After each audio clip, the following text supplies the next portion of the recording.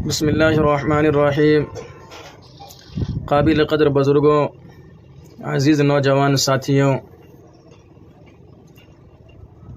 جیسا کہ آپ کو معلوم ہے آج 31 دسمبر 2024 ہے،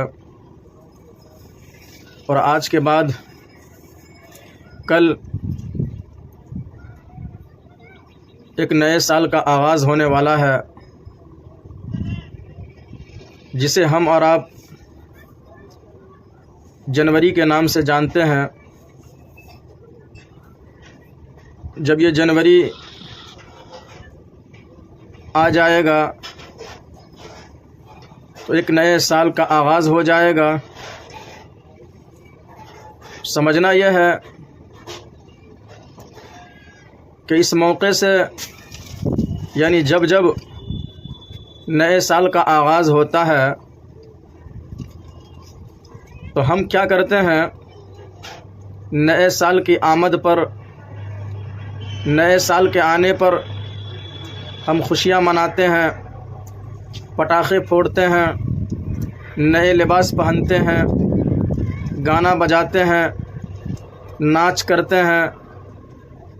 تو میرے بزرگوں، میرے نوجوانوں، اسی کے تعلق سے میں چاہ رہا ہوں کہ چند باتیں آپ کے گوش و گزار کر دینا مناسب سمجھتا ہوں، تاکہ آپ کو نئے سال کی حقیقت معلوم ہو جائے اور نئے سال کی آمد پر جو ہم خوشیاں مناتے ہیں وہ باتیں کھل کر آپ کے سامنے آ جائیں۔ تو سب سے پہلے میرے بزرگوں، میرے نوجوان بھائیوں، آپ یہ سمجھیں کہ اللہ کے نبی جناب محمد الرسول اللہ صلی اللہ علیہ وسلم کے اعلان نبوت سے قبل جو سن کی ترتیب تھی اسے ہم عیسوی سن کہتے ہیں۔ کیا کہتے ہیں؟ عیسوی سن۔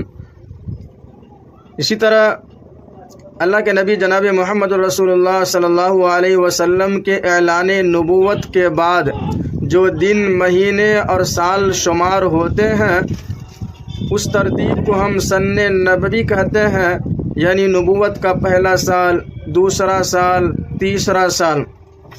اسی طرح اللہ کے نبی جناب محمد الرسول اللہ صلی اللہ علیہ وسلم کے مدینہ منورہ تشریف لانے اور وفات پا جانے کے بعد جو سن چلا ہے اسے سن ہجری قمری کہا جاتا ہے، اور یہ باضابطہ حضرت عمر فاروق رضی اللہ تعالیٰ عنہ کے دور سے شروع ہوا ہے۔ عمر فاروق رضی اللہ تعالیٰ عنہ نے اس پر فیصلہ کیا ہے، صحابہ کرام نے تائید فرمائی ہے۔ تو آپ کے سامنے 3 باتیں آئی، نمبر 1 سن عیسوی، نمبر 2 سن نبوی، اور نمبر 3 سن ہجری۔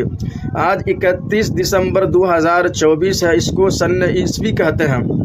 اسی طرح آج اردو تاریخ 28 جمادی الاخر ہے، اس کو سن ہجری کہیں گے، یعنی 28 جمادی الاخر 1446 ہجری۔ جب اتنی بات آپ کو سمجھ میں آ گئی تو اب آپ یہ سمجھیں کہ اسلامی سال کا جو آغاز ہوتا ہے وہ محرم کے مہینے سے ہوتا ہے، اور اسے ہم سن ہجری بھی کہتے ہیں۔ اسی طرح انگریزی سال کا جو آغاز ہوتا ہے وہ جنوری سے ہوتا ہے، اور اسے ہم سن عیسوی کہتے ہیں۔ سمجھنا یہ ہے کہ جب سال کا آغاز ہوتا ہے، جب نیا سال آتا ہے تو بہت سارے ہمارے مسلمان بھائی بہن اس طرح کے ہیں کہ نئے سال کی آمد پر وہ جشن مناتے ہیں، خوشیاں مناتے ہیں، مبارکباد پیش کرتے ہیں، پٹاخے پھوڑتے ہیں، نئے لباس پہنتے ہیں، ناچ گانے کرتے ہیں۔ سمجھنے کی بات یہ ہے، سوچنے کی بات یہ ہے، ہمیں تو یہ سمجھنا چاہیے کہ جو نیا سال آیا ہے اور اس سے پہلے جو سال گزرا ہے، اگر ہماری عمر 25 سال یا 30 سال ہو چکی ہے تو وہ ہماری عمر ختم ہو گئی، گویا کہ ہماری زندگی میں سے جو ہے اتنے سال جو ہے یہ کٹ گئے۔ تو ہمیں اس موقع سے خوشی نہیں بلکہ غم منانا چاہیے، اور سوچنا چاہیے کہ اگر میری عمر جو ہے 50 سال اللہ نے میرے مقدر میں لکھ دی ہے تو 30 سال ختم ہو گئی، اب جو ہے 20 سال باقی ہے۔ تو میرے بزرگوں، نئے سال کی آمد پر جو ہم خوشیاں مناتے ہیں، شریعت میں اس کا کوئی ثبوت نہیں ہے، مبارکباد پیش کرتے ہیں، پٹاخے پھوڑتے ہیں، شریعت میں اس کا نہ کوئی ثبوت ہے، نہ کوئی وجود ہے، نہ کسی صحابہ کرام سے ثابت ہے، نہ تابعین طب تابعین سے ثابت ہے، کہیں سے دور دور تک جو ہے اس کا واسطہ نہیں ہے۔ اس لیے بحیثیت مسلمان ہمیں چاہیے کہ ان تمام بدعات و خرافات سے ہم پرہیز کریں، اجتناب کریں، بچیں۔